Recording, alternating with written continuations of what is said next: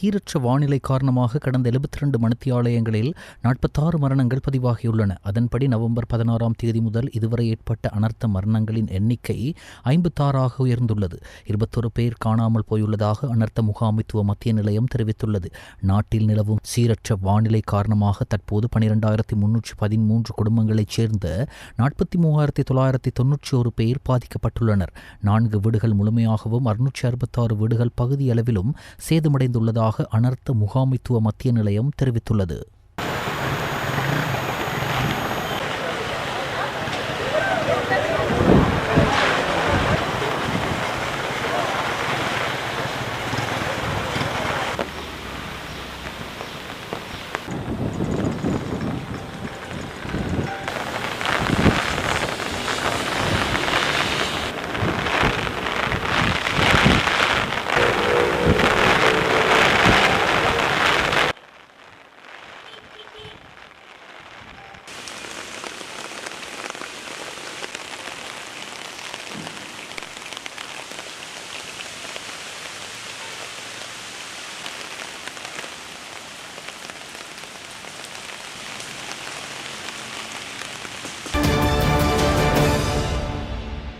அடுத்த 6 மணித்தியாலயங்களுக்குள் கம்பஹா நகரத்திலும் அதனை அண்மித்த அத்தனகலு ஓயா மற்றும் உருவல் ஓயா வடி நிலங்களில் உள்ள தாழ் நிலப்பகுதிகளிலும் பாரிய வெள்ள நிலைமை ஏற்படக்கூடும் என நீர்ப்பாசன திணைக்களம் எச்சரிக்கை விடுத்துள்ளது. தற்போது நிலவும் மோசமான வானிலை காரணமாக பாதிக்கப்பட்டுள்ள மக்களை மீட்பதற்காக போலீசாரும் முப்படையினரும் ஏற்கனவே பாதிக்கப்பட்ட பகுதிகளுக்கு சென்று கொண்டிருப்பதாக பாதுகாப்பு செயலாளர் ஓய்வு பெற்ற air vice marshal Sampath Thuyacontha தெரிவித்தார்.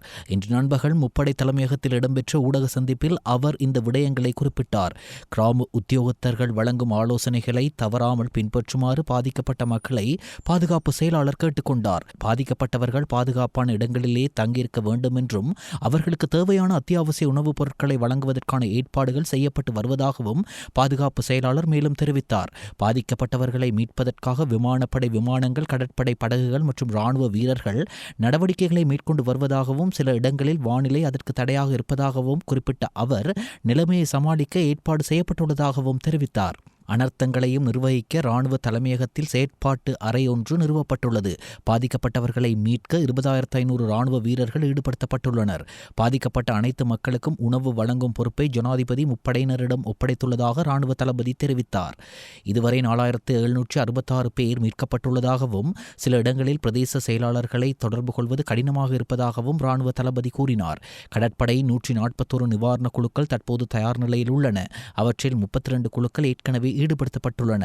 வெள்ளத்திலிருந்து மக்களை மீட்பதும் பயண வசதிகள் ஏற்படுத்துவதும் கடற்படையினரின் பிரதான பொறுப்பாகும் என்றும் மீனவர்களை மீட்கும் நடவடிக்கைகளும் நடைபெற்று வருவதாகவும் கடற்படை தளபதி தெரிவித்தார். நிவாரணப் பணிகளுக்காக 6 ஹெலிகாப்டர்கள் தயார் நிலையில் வைக்கப்பட்டிருந்தாலும் நிலவும் வானிலை காரணமாக அந்த பணிகளுக்கு தடை ஏற்பட்டுள்ளதாகவும் விமானப்படை தளபதி தெரிவித்தார்.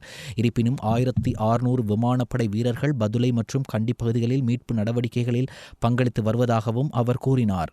இந்திய கடற்படை கப்பலில் உள்ள விமானங்களை மீட்பு நடவடிக்கைகளுக்கு பயன்படுத்துவது குறித்து இந்திய உயர்ஸ்தானிகர் அலுவலகத்திடம் வினவப்பட்டுள்ளதாக பாதுகாப்பு செயலாளர் குறிப்பிட்டார். இருப்பினும் மோசமான வானிலை காரணமாக அந்த விமானங்களை இயக்க இந்தியாவால் கடினமான சூழ்நிலை நிலவுவதாகவும் பாதுகாப்பு செயலாளர் கூறினார். இந்த ஊடக சந்திப்பில் பங்கேற்ற வளிமண்டலவியல் திணைக்களத்தின் பணிப்பாளர் நாயகம் அதுல கருணாநாயக்க புயல் தற்போது திருகோணமலைக்கு 40 கிலோமீட்டர் தூரத்தில் நிலப்பகுதியில் நிலை கொண்டுள்ளதாக தெரிவித்தார். இதன் காரணமாக மழை வீழ்ச்சி தொடர்ந்து காணப்படும் என்றும் அதன் அளவில் மாற்றங்கள் ஏற்படலாம் என்றும் வடக்கு, வடமத்திய, வடமேல், மேல் மற்றும் சபரகம மாகாணங்களில் கடும் மழை பெய்யக்கூடும் என்றும் தெரிவித்தார். காலி மற்றும் மாத்தறைக்கு சுமார் 150 மில்லிமீட்டர் மழை பெய்யக்கூடும் என்றும் மணிக்கு 60 தொடக்கம் 70 கிலோமீட்டர் அல்லது மணிக்கு 80 கிலோமீட்டர் வேகத்தில் காற்று வீசக்கூடும் என்றும் அதுல கருணாநாயக்க தெரிவித்தார்.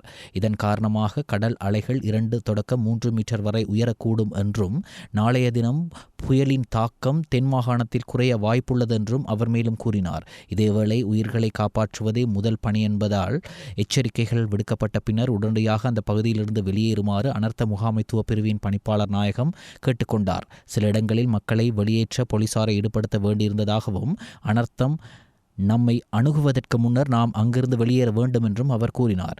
இதுவரை 25 மாவட்டங்களில் உள்ள 285 பிரதேச செயலாளர் பிரிவுகளில் 44,192 குடும்பங்கள் பாதிக்கப்பட்டுள்ளனர். 42 வீடுகள் முழுமையாகவும் 2,810 வீடுகள் பகுதியளவிலும் சேதமடைந்துள்ளதாகவும் சேதமடைந்த வீடுகளுக்கு தலா 25 லட்சம் ரூபாய் வழங்கப்பட உள்ளதாகவும் தெரிவிக்கப்பட்டுள்ளது. நீர்ப்பாசன திணைக்களத்தின் பணிப்பாளர் நாயகம் பொறியியலாளர் அஜித் குணசேகர தெரிவிக்கையில் 50க்கும் மேற்பட்ட பெரிய ஆறுகள் மற்றும் 50க்கும் மேற்பட்ட சிறிய ஆறுகள் பெருக்கெடுத்துள்ளதாக தெரிவித்தார். அவிசாவளையில் உள்ள நீர் அளவை கருத்தில் கொண்டு 2016ஆம் ஆண்டு வெள்ளப்பெருக்கை விட அதிகமான வெள்ளம் நாளை இரவு கொழும்பில் ஏற்படலாம் என்றும் எதிர்பார்க்கப்படுவதாகவும் கலனிகங்கை நீர்மட்டம் தற்போது உயர்ந்து வருவதாகவும் அவர் கூறினார்.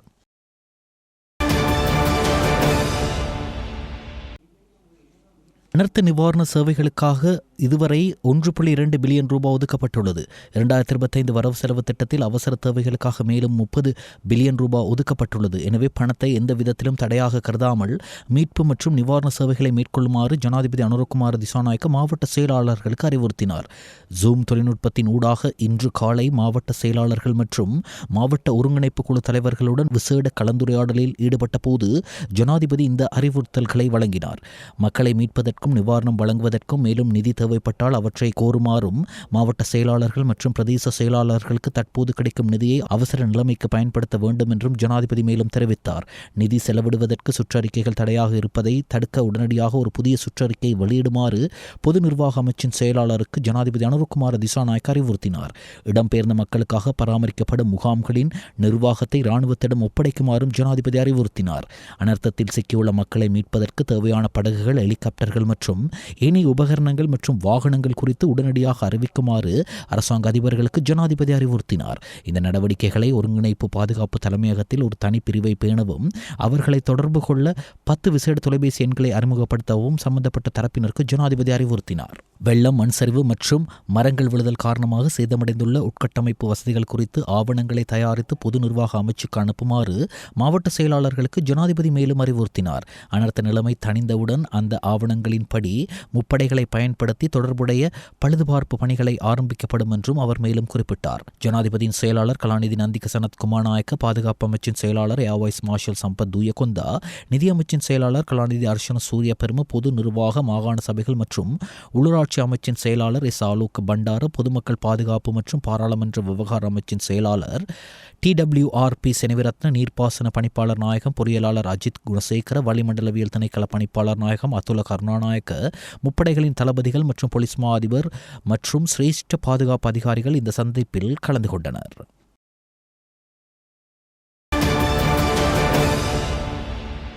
இந்த கடினமான சூழ்நிலையில் பாதிக்கப்பட்ட மக்களின் உயிர்களை பாதுகாக்கவும் அவர்களுக்கு தேவையான நிவாரணங்களை வழங்கவும் நாம் அனைவரும் செயற்திறனுடன் ஒன்றிணைந்து செயற்படுவோம் என்று ஜனாதிபதி அனுரகுமார திசாநாயக்க ஆளுங்கட்சி மற்றும் எதிர்க்கட்சி மக்கள் பிரதிநிதிகளிடம் தெரிவித்தார்.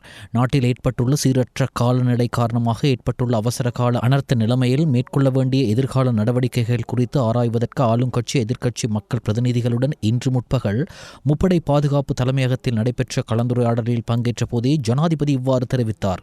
நாட்டில் ஏற்பட்டுள்ள ஆபத்தான நிலைமை மற்றும் நிவாரண நடவடிக்கைகளை செயற்திறனுடன் முன்னெடுப்பதற்காக தேவைப்பட்டால் அவசரகால சட்டத்தை அமுல்படுத்துமாறு எதிர்க்கட்சி பாராளுமன்ற உறுப்பினர்கள் இதன்போது பரிந்துரைத்ததுடன் அதற்காக முழு ஆதரவையும் வழங்குவதாகவும் அவர்கள் தெரிவித்தனர். பாதிக்கப்பட்ட மக்களுக்கு நிவாரணம் வழங்குவதில் பணம் தடையல்ல என்று குறிப்பிட்ட ஜனாதிபதி அனுரகுமார திசாநாயக்க ஏற்கனவே அனர்த்த முகாமைத்துவ மாவட்ட குழுக்களை கூட்டியுள்ளதாக தெரிவித்ததுடன் தேவைக்கேற்ப செலவழிக்க மாவட்ட செயலாளர்களுக்கு ஏற்கனவே நிதி விடுவிக்கப்பட்டுள்ளது என்றும் எந்த சுற்றறிக்கையும் அந்த நிதியை செலவிடுவதை தடுக்காது என்றும் அவ்வாறு ஏதேனும் தடைகள் இருந்தால் மாவட்ட ஒருங்கிணைப்பு குழுவின் ஒப்புதலுடன் நிதியை செலவிடுமாறு அறிவிக்கப்பட்டுள்ளதாகவும் குறிப்பிட்டார். மேலும் நிவாரண குழுக்களுக்கு பிரவேசிக்க முடியாத இடங்களில் சிக்கியுள்ள மக்களை மீட்பதற்கு தேவையான ஹெலிகாப்டர்களை அனுப்ப நடவடிக்கை எடுக்கப்பட்டுள்ளதாக தெரிவித்த ஜனாதிபதி மக்களை மீட்பதற்கு தேவைப்பட்டால் ஹெலிகாப்டர் வசதிகளை வழங்க இந்திய உயர்ஸ்தானிகர் ஆலயம் இணங்கியுள்ளதாகவும் தெரிவித்தார். நிவாரண முகாம்களுக்கு வருகை தந்துள்ள மக்களுக்கும் வீடுகளில் தங்கியுள்ளவர்களுக்கும் வீடுகளுக்கு வெளியே வேறு இடங்களில் உள்ளவர்களுக்கும் சமைத்த உணவு, சுகாதார வசதிகள் உள்ளிட்ட நிவாரண சேவைகளை தொடர்ந்து வழங்க நடவடிக்கை எடுத்துள்ளதாக தெரிவித்த ஜனாதிபதி தமது மாவட்டங்களில் நிவாரண சேவைகள் கிடைக்காத பகுதிகள் ஏதேனும் இருந்தால் உடனடியாக அனர்த்த முகாமைத்துவ நிலையத்திற்கு தகவல் வழங்குமாறும் மக்கள் பிரதிநிதிகளிடம் கோரினார். மேலும் மேல் மாகாணத்தில் அதிகரித்து வரும் அபாயகர நிலைமைக்கு முகம் கொடுக்க தேவையான முன்னெடுப்பு திட்டமிடப்பட்டுள்ளதாகவும் ஜனாதிபதி மேலும் தெரிவித்தார். மக்கள் பிரதிநிதிகள் தமது மாவட்டங்களின் தற்போதைய நிலைமை மற்றும் தேவைகள் குறித்து ஜனாதிபதியிடம் எடுத்துரைத்தனர். பிரதமர் கலாநிதி அரணி அமரசூரிய, எதிர்க்கட்சித் தலைவர் சஜித் பிரேமதாச உள்ளிட்ட ஆளும் கட்சி, எதிர்க்கட்சி மக்கள் பிரதிநிதிகள், ஜனாதிபதியின் செயலாளர் கலாநிதி நந்திக சனத் குமாநாயக்க, பாதுகாப்பு அமைச்சின் செயலாளர் air vice marshal Sampath Thuyacontha, நிதி அமைச்சின் செயலாளர் கலாநிதி அர்ஷன சூரியப்பெரும உள்ளிட்ட அமைச்சின் செயலாளர்கள் மற்றும் அரசு அதிகாரிகள், முப்படை தளபதிகள், பொலிஸ் மா அதிபர் உட்பட பாதுகாப்பு பிரிவின் சிரேஷ்ட அதிகாரிகள் உள்ளிட்ட பலர் இந்த சந்திப்பில் கலந்து கொண்டனர்.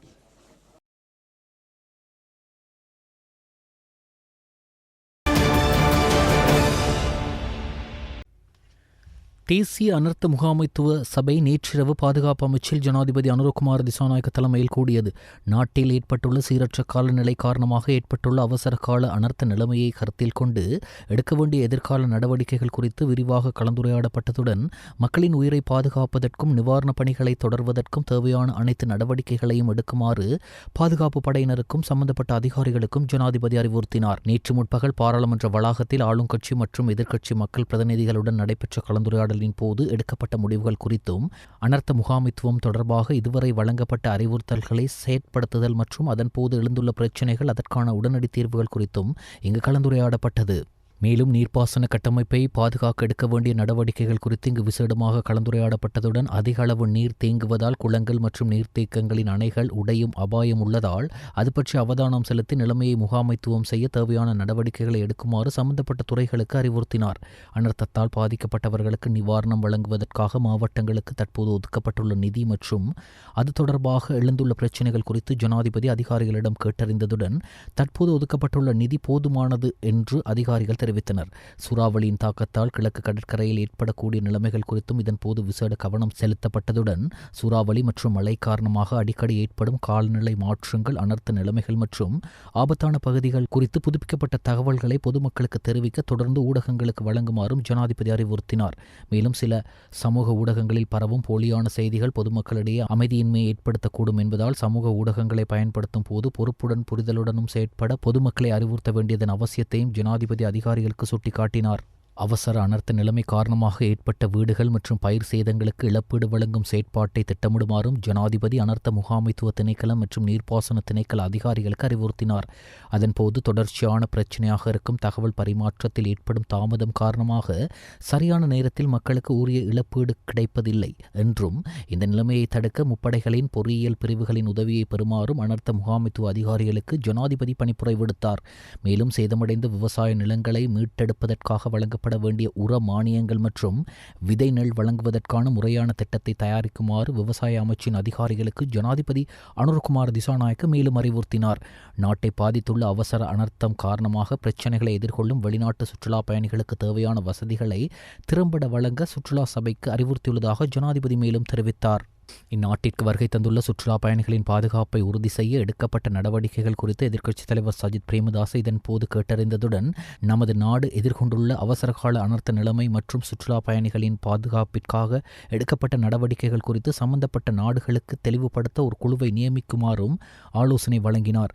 பிரதமர் கலாநிதி அரணி அமரசூரிய, எதிர்க்கட்சித் தலைவர் சஜித் பிரேமதாச, துறைமுகங்கள் மற்றும் சிவில் விமான சேவைகள் அமைச்சர் அனுர கருணாதிலக்க, வீடமைப்பு நிர்மாணிப்பு மற்றும் நீர்வளங்கள் அமைச்சர் சுசில் ரணசிங்க, ஜனாதிபதியின் செயலாளர் கலாநிதி நந்திக சனத் குமாநாயக் ஆகியோருடன் முப்படை தளபதிகள் உட்பட பாதுகாப்பு பிரிவுகளின் சிரேஷ்ட அதிகாரிகள், வளிமண்டலவியல் திணைக்களம், நீர்ப்பாசன திணைக்களம் மற்றும் மகாவலி அதிகார சபை போன்ற துறைசார் நிறுவனங்களை பிரதிநிதித்துவப்படுத்தும் பணிப்பாளர் நாயகங்கள், சிரேஷ்ட அதிகாரிகள் உள்ளிட்ட பலர் இதில் கலந்து கொண்டனர்.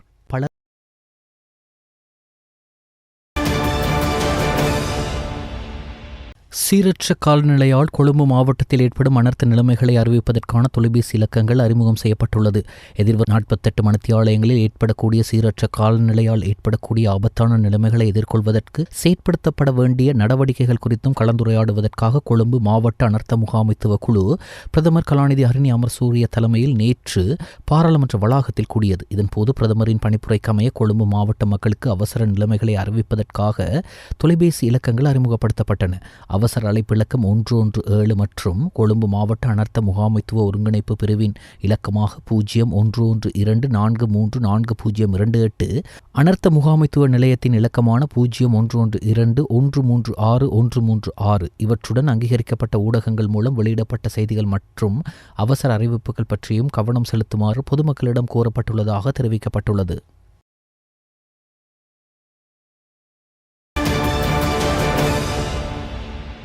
மட்டக்களப்பிலிருந்து 20 கிலோமீட்டர் தெற்கிலும் நகர்ந்த டிட்வா புயல் தற்போது திருகோணமலையிலிருந்து 50 கிலோமீட்டர் மேற்கே மையம் கொண்டுள்ளது. இது குறித்து இன்று அதிகாலை 5 மணிக்கு அறிவிப்பொன்றை வெளியிட்டுள்ள வளிமண்டலவியல் திணைக்களம் இந்த அமைப்பானது வடக்கு சாய்வாக வடமேற்கு நோக்கி நகரக்கூடும் என்று தெரிவித்துள்ளது. வங்காள விரிகுடாவில் இலங்கைக்கு தென்கிழக்கே உருவான டிட்வா புயல் அடுத்த 48 மணித்தியாலயங்களில் தமிழ்நாட்டின் ஊடாக இந்தியாவிற்குள் நுழையும் என இந்திய ஊடகங்கள் தெரிவிக்கின்றன. இதன் காரணமாக தமிழ்நாடு துறைமுகங்களுக்கு எச்சரிக்கை அறிவிப்பு விடுக்கப்பட்டுள்ளன. பலத்த புயலாக மாறியுள்ள டிட்வா தற்போது இந்தியாவின் புதுச்சேரி மற்றும் கோரமண்டல கடற்கரையை நோக்கி நகர்ந்து கொண்டிருப்பதாக தெரிவிக்கப்படுகிறது. இதனால் டெல்டா மாவட்டங்கள், கடலோர மற்றும் விழுப்புரம் மாவட்டங்களுக்கு சிவப்பு எச்சரிக்கை விடுக்கப்பட்டுள்ளது.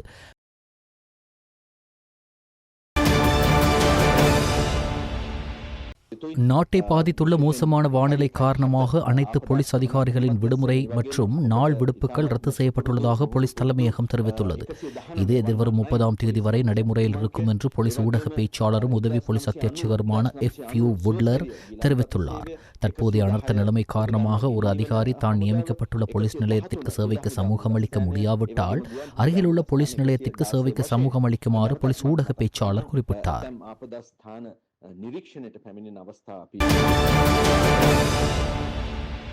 வடமத்திய மாகாணத்தில் பெய்து வரும் கனமழை காரணமாக அனுராதபுர சிறைச்சாலைக்குள் வெள்ள நீர் புகுந்துள்ளது. இதனால் அங்கிருந்த கைதிகள் வேறொரு இடத்திற்கு மாற்றப்பட்டதாக சிறைச்சாலை ஆணையாளர் நாயகம் தெரிவித்துள்ளார்.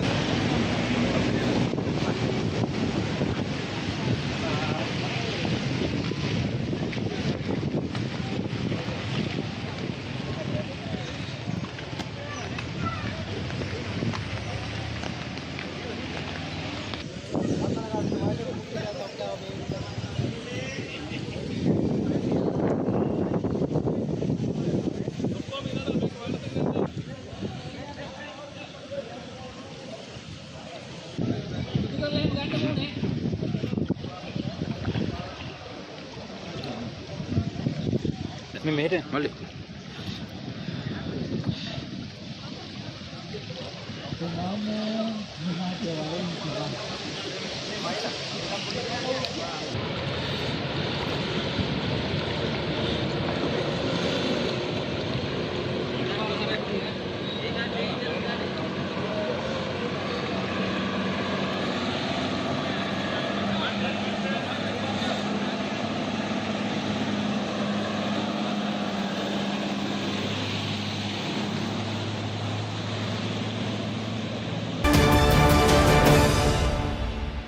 கழனிகங்கை ஆற்றுப்படுகையின் தாழ்நில பகுதிகளுக்கு பாரிய வெள்ள நிலைமை ஏற்பட்டுள்ளதால் யட்டியந்தோட்ட பகுதி, யட்டியந்தோட்ட நகர் மற்றும் இதர பகுதிகள் வெள்ளத்தில் மூழ்கியுள்ளது.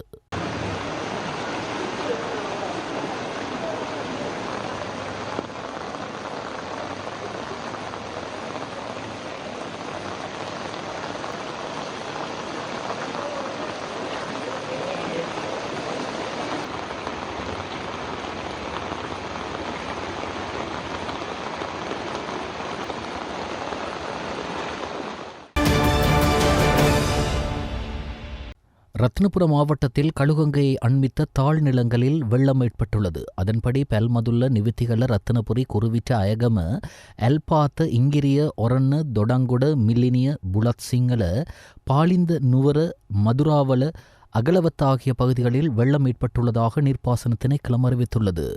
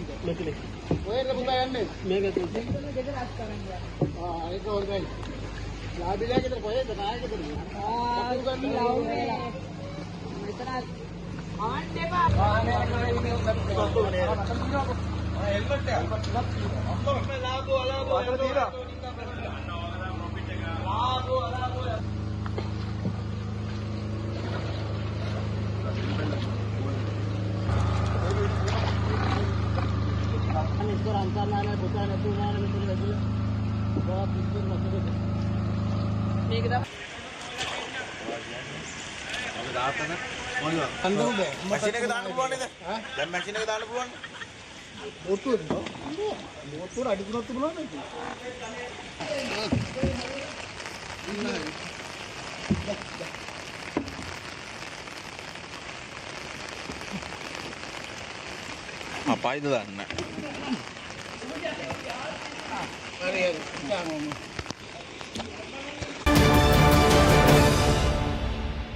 அனுராதபுரம் புத்தளம் வீதியில் கலாவெவ பாலத்தின் மேல் 70 பயணிகளுடன் இருந்து பேருந்து ஒன்று சிக்கியிருந்தது. ஹெலிகாப்டர்களின் மூலம் அதிலிருந்த பயணிகள் பாதுகாப்பாக மீட்கப்பட்டனர்.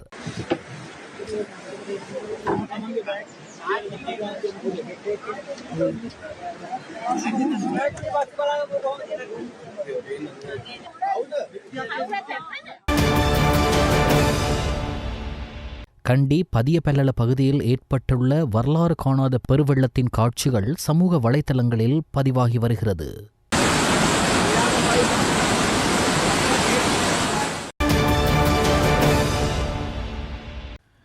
மோசமான வானிலை காரணமாக கொழும்பின் பல பகுதிகளும் தற்போது பாதிக்கப்பட்டுள்ளன. போலீஸ் ஊடகப் பிரிவு அறிக்கை ஒன்றை வெளியிட்டு சில வீதிகளில் மரங்கள் விழுந்துள்ளமை மற்றும் நீர் நிரம்பியுள்ளமை பதிவாகியுள்ளதாக தெரிவித்துள்ளது. இதனால் மாற்று பாதைகளை பயன்படுத்துமாறு போலீசார் அறிவுறுத்தியுள்ளனர்.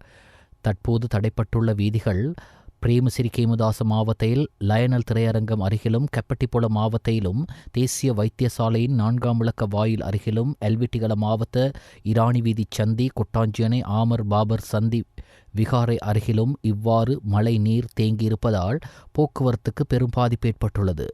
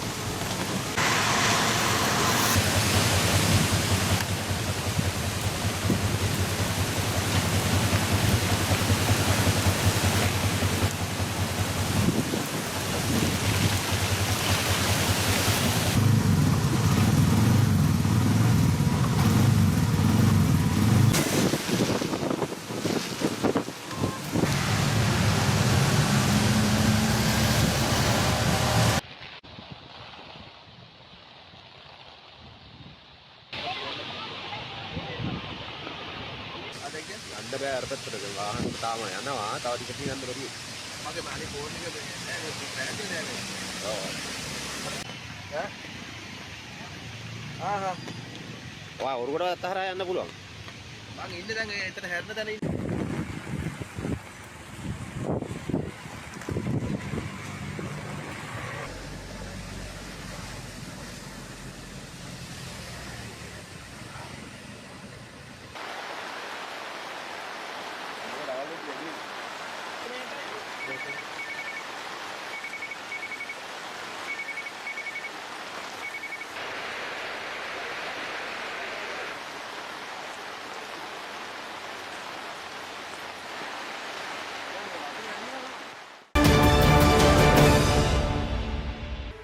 கல்லணை கங்கை ஆற்றுப்படுக்கையின் தாழ்நில பகுதிகளுக்கு பாரிய வெள்ள நிலைமை ஏற்படக்கூடும் என எச்சரிக்கை விடுக்கப்பட்டுள்ளது. அதன்படி அடுத்த 48 மணித்தியாலயங்களுக்குள் அஹலியகுட, நோர்வூட், யட்டியாந்தொட்ட, கலிகமுவ, ருவன்வெல்ல, புலத்கோப்பிட்டிய, தெய்யோவிட்ட, சீதாவக, தொம்பೆ, பாதுக்க, ஓமாகம, கடுவள, பியகம, கொலன்னாவ, கல்லணி, வத்தலை மற்றும் கொழும்பு பிரதேச செயலக பிரிவுகளுக்கு உட்பட்ட கல்லணை கங்கை ஆற்றுப்படுகையின் தாழ்நில பகுதிகளில் இந்த பாரிய வெள்ள நிலைமை ஏற்படக்கூடும் என எச்சரிக்கை விடுக்கப்பட்டுள்ளது. கல்லணை கங்கை ஆற்றுப்படுகையின் நீரேந்து பகுதிகளில் பல இடங்களில் தற்போது அதிக மழை பெய்து வருவதாக நீர்ப்பாசன திணைக்களம் தெரிவித்துள்ளது.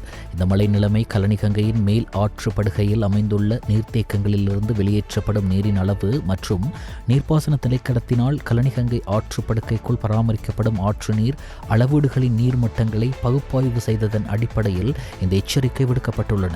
இந்நிலைமையால் உயிர்கள் மற்றும் உடைமைகளை பாதுகாத்துக் கொள்ள மிகுந்த அவதானத்துடன் செயற்படுமாறு அப்பிரதேசங்களில் வசிக்கும் பொதுமக்களிடம், அப்பிரதேசங்கள் ஊடாக பயணிக்கும் சாரதிகள் மற்றும் பயணிகளிடமும் கோரிக்கை விடுக்கப்பட்டுள்ளது. தேவையான நடவடிக்கைகளை எடுக்குமாறு அனர்த்த முகாமைத்துவ பிரிவுகளிடம் கோரிக்கை விடுக்கப்பட்டுள்ளது.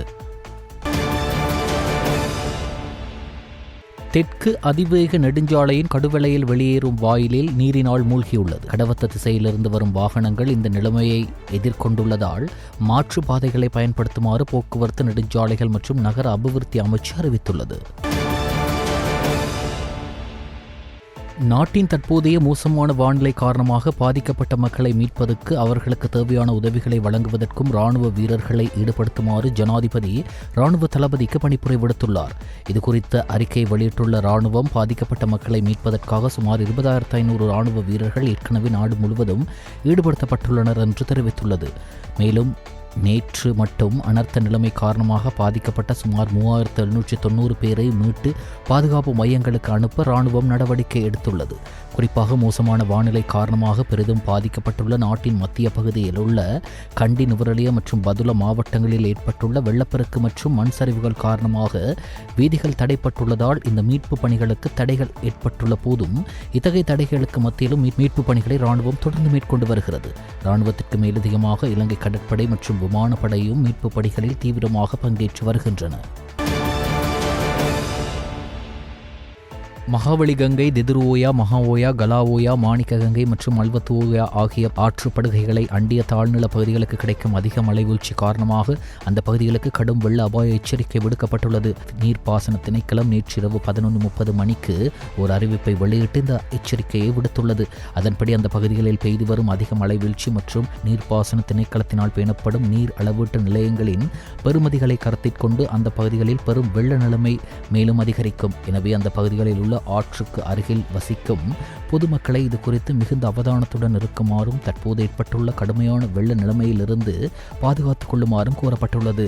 ஆற்றின் இருமரங்கிலும் உள்ள தாழ் நிலங்களில் வசிப்பவர்கள் கூடிய விரைவில் அங்கிருந்து வெளியேறி பாதுகாப்பான இடங்களை அடைவது மிகவும் உகந்தது என்றும் அந்த அறிவிப்பில் மேலும் குறிப்பிடப்பட்டுள்ளது.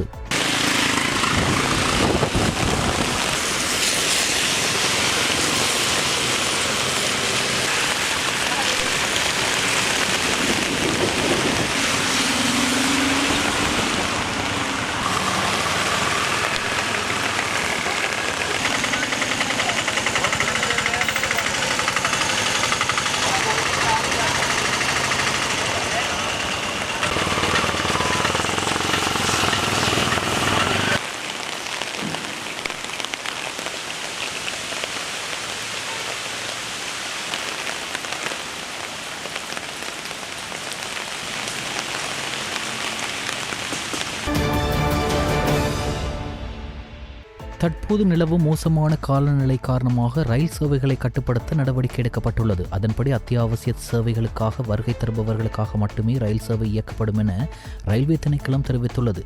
தற்போதைய அனர்த்த நிலைமை நீங்கும் வரை மேல் மாகாணத்திற்குள் மட்டுமே ரயில் சேவை இயக்கப்படும் என்றும், அத்தியாவசிய சேவைகளுக்காக வருகை தரும் பணியாளர்களுக்காக காலி மற்றும் சிலாபத்திலிருந்து கொழும்பு கோட்டை வரை ஒரு சில ரயில்கள் இயக்கப்படும் என்றும் ரயில்வே பொது முகாமையாளர் ரவீந்திர பத்மபிரிய தெரிவித்துள்ளார். நாட்டை பாதித்துள்ள மோசமான வானிலை காரணமாக மலேசியாவில் இருந்து இன்று இரவு கட்டுநாயக்க விமான நிலையம் நோக்கி பயணித்த ஏர் ஏஷியா விமான சேவைக்கு சொந்தமான விமானம் ஒன்று இந்தியாவின் திருவனந்தபுரத்திற்கு திருப்பிவிடப்பட்டுள்ளது. இந்த விமானம் இன்று இரவு 9:50 மணிக்கு இலங்கையை வந்தடையவிருந்தது. அதன்படி நாட்டிற்கு வரவிருந்த ஒரே ஒரு விமானம் மட்டுமே இதுவரை திருப்பிவிடப்பட்டது. மோசமான வானிலை காரணமாக கட்டுநாயக்கவுக்கு வரவிருக்கும் விமானங்கள் தரையிறங்க முடியாத அவசர நிலை ஏற்பட்டால் அந்த விமானங்களை இந்தியாவின் திருவனந்தபுரம் மற்றும் கொச்சி ஆகிய 2 விமான நிலையங்களுக்கு திருப்பி அனுப்ப திட்டமிடப்பட்டுள்ளதாக துறைமுகங்கள் மற்றும் சிவில் விமான போக்குவரத்து அமைச்சர் அனுர கருணாதிலக நேற்று மாலை தெரிவித்தார். நாட்டில் நிலவும் தற்போதைய சீரற்ற காலநிலை காரணமாக உயிர் நீத்த உறவுகளுக்கு தனது ஆழ்ந்த இரங்கலை தெரிவித்துக் கொள்ளும் அதேவேளை அனர்த்தத்துக்குள்ளாகி வைத்தியசாலையில் சிகிச்சை பெற்று வரும் அனைவரும் விரைவாக குணமடைந்து வீடு திரும்ப இறைவனை பிரார்த்தித்துக் கொள்வதாக பெருந்தோட்ட மற்றும் சமூக உட்கட்டமைப்பு வசதிகள் பிரதி அமைச்சர் சுந்தரலிங்கம் பிரதீப் தெரிவித்துள்ளார். உங்களுக்கு தேவையான விடயங்களை செய்வதற்கு எங்களுடைய அமைச்சு விசேட வேலை திட்டங்களை நாங்கள் தற்பொழுது ஆரம்பித்திருக்கிறோம். எனவே நீங்கள் பாதுகாப்பாக இருப்பதோடு உங்களுக்கு ஏற்பட்ட அசௌகரியங்களுக்கும் அதை தீர்த்து வைப்பதற்கும் நாங்கள் செயல்பட்டு கொண்டிருக்கிறோம். ஐக்கிய மக்கள் சக்தியின் தேசிய பட்டியல் பாராளுமன்ற உறுப்பினர் இஸ்மாயில் முத்து முகமது தனது பாராளுமன்ற உறுப்பினர் பதவியை ராஜினாமா செய்வதாக அறிவித்தார். இன்று பாராளுமன்றத்தில் விசேட உரை ஒன்றை ஆற்றி தனது பதவி விலகலை அறிவித்தார்.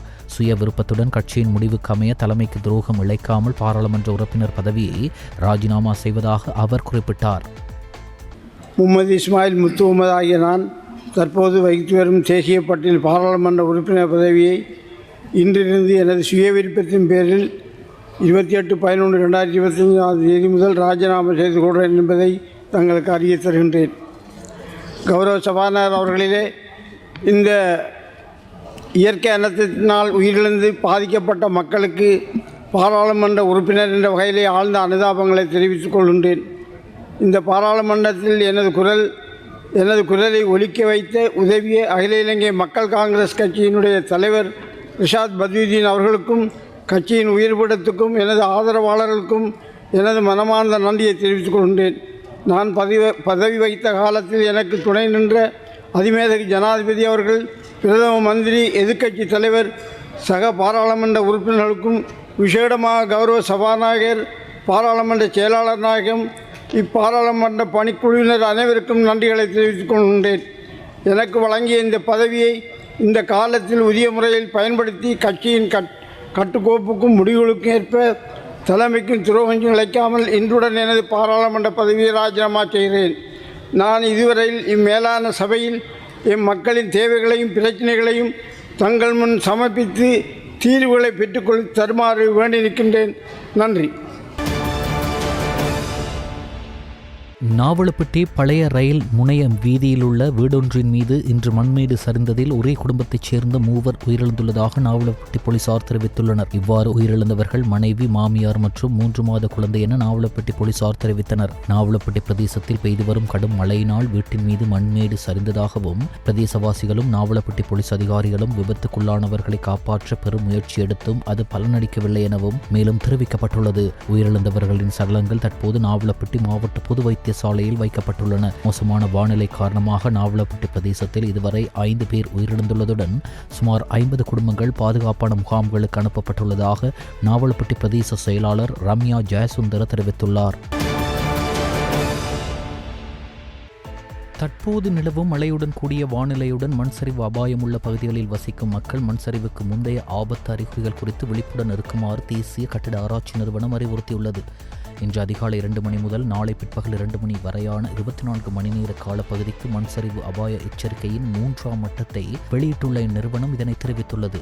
அதன்படி மாவட்டங்களில் உள்ள பிரதேச செயலக பிரிவுகளுக்கு இந்த முன்னெச்சரிக்கை விடுக்கப்பட்டுள்ளது. பதுளை மாவட்டம் பதுல்ல, ஆலியல, கந்தகட்டிய, பசர, மீகாக்கியுல, ஊவா பர்ணகம, வெளிமட, லுணுகல, எல்ல, பண்டாரவள, சொரணாத்தோட்ட ஆகிய பிரதேச செயலகங்களாகும். கண்டி மாவட்டத்தில் உடப்பலாத்த, கங்கவட்ட கொரல்ல, உடுதும்பர, துளுவ, மினிப்பே, ආතහැවායට මැදදුඹර දෙල්තොට අකුරණ ගඟහිර කොරැල්ල පාතදුඹර යටිනුවර දුම්පනේ උඩුනුවර ஆரிஸ்பத்துவ பூஜாபிட்டிய பஸ்பாகி கொரெல்ல பண்வில அதர்லியத்து குண்டசாலை ஆகிய பகுதிகளுக்கும் எச்சரிக்கை விடுக்கப்படுகின்றது. அதேபோல் கேகல்ல மாவட்டத்தில் மாவனல்ல ரம்புக்கண அரணாயக்க புலக்கோப்பிட்டிய கலிகமுவ கேகல்ல யட்டியந்தொட்ட தியோவிட்ட ஆகிய பகுதிகளுக்கும் குருநாகல மாவட்டத்தில் ரிதிகம மாவத்தகம மல்லவப்பிட்டிய ஆகிய பகுதிகளுக்கும் மாத்தள மாவட்டத்தில் நாவுல ரத்தொட்ட அமன்கங் கொரெல்ல உக்குவெல வில்கமுவ யட்டவத்த மாத்தள பள்ளிப்புல லக்கல பள்ளேகம ஆகிய பிரதேச செயலக பிரிவுகளுக்கும் மொனராகல மாவட்டத்தில் பிபில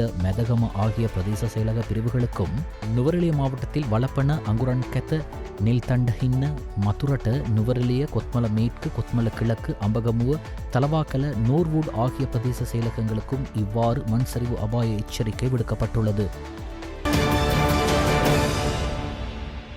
சீரற்ற வானிலை தொடர்பாக நாட்டிலும் அதேபோன்று கிழக்கு மாகாணத்திலும் ஏற்பட்டுள்ள அனர்த்தங்கள் தொடர்பாக பாராளுமன்ற உறுப்பினர் எம்எல்ஏ இஸ்புல்லா இன்று பாராளுமன்றத்தில் கருத்து தெரிவித்தார். இவர்கள் நேற்று எடுத்திருக்கின்ற உடனடியான முயற்சிகள் நாங்கள் பாராட்டுகின்றோம். இன்னும் அந்த வீடுகளிலே அல்லது உறவினர்களுடைய இல்லங்களிலே வீடுகளை இழந்து நேற்று முன்தினரோ வீசிய சூறாவளியினால் ஆயிரக்கணக்கான வீடுகளுடைய கூரைகள் முற்றாக உடைந்து இன்று அந்த மக்கள் போவதற்கிடமே அழிந்து.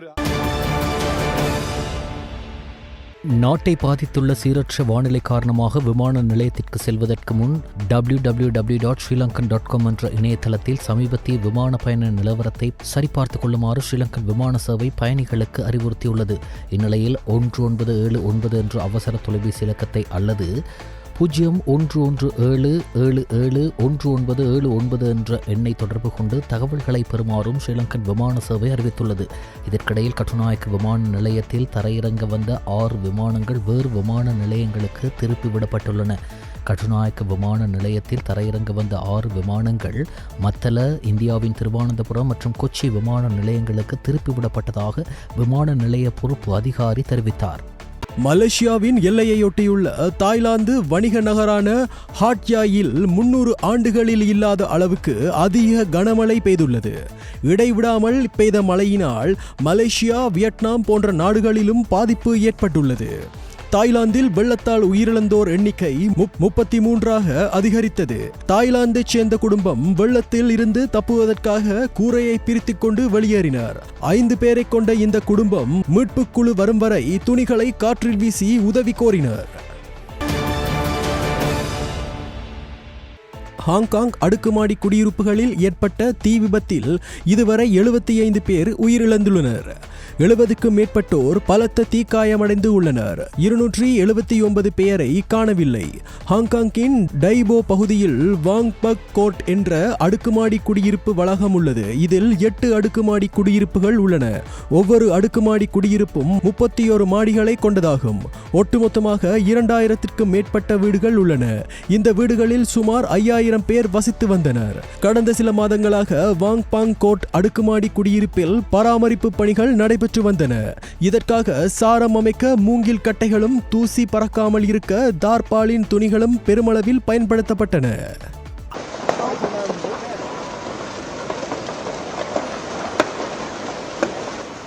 Tapi